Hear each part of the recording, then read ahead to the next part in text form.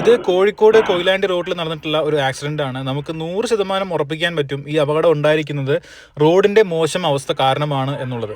ഇവിടെ റോഡിന്റെ മോശം അവസ്ഥ കാരണം ഉണ്ടായിട്ടുള്ള ബ്ലോക്കിലൂടെ വാഹനങ്ങൾ ഇങ്ങനെ പതുക്കെ നീങ്ങിക്കൊണ്ടിരിക്കുകയാണ്.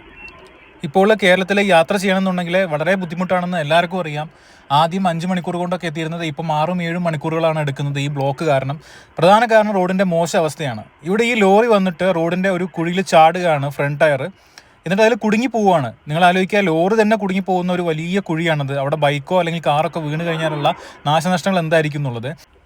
ഇതേ കുഴിയിൽ തന്നെ, ഇത്രയും ഭീമമായിട്ടുള്ള ആ കുഴിയിൽ തന്നെ ആ ലോറിയുടെ ബാക്കിലെ ടയർ വീഴുമ്പോഴാണ് ഇവിടെ ഒരു അപകടം സംഭവിക്കുന്നത്. ബാക്ക് ടയർ ആ കുഴിയിൽ വീണ ഉടനെ തന്നെ ലോറി മൊത്തമായിട്ട് മറിയുകയാണ് ചെയ്തത്. ഇവിടെ പലരും പറയുന്നുണ്ടായിരുന്നു ഹൈറ്റ് കൂടുതലാണ് വാഹനത്തിന്, അതുകൊണ്ടാണെന്നുള്ളത്. പക്ഷേ മുന്നിൽ പോയ വാഹനമായിട്ട് താരതമ്യം ചെയ്യുമ്പോൾ രണ്ട് വാഹനങ്ങളുടെയും ഹൈറ്റ് ഒരുപോലെയാണ്. ശരിക്കും ഇത്തരത്തിലുള്ള കുഴികൾ റോഡിൽ രൂപപ്പെടുമ്പോൾ എമർജൻസി ആയിട്ടൊരു മെയിൻ്റനൻസ് വർക്ക് അത്യാവശ്യമാണ്, അല്ലെങ്കിൽ ഇത്തരത്തിലുള്ള അപകടങ്ങൾ കൂടുതലായിട്ടുണ്ടാവും.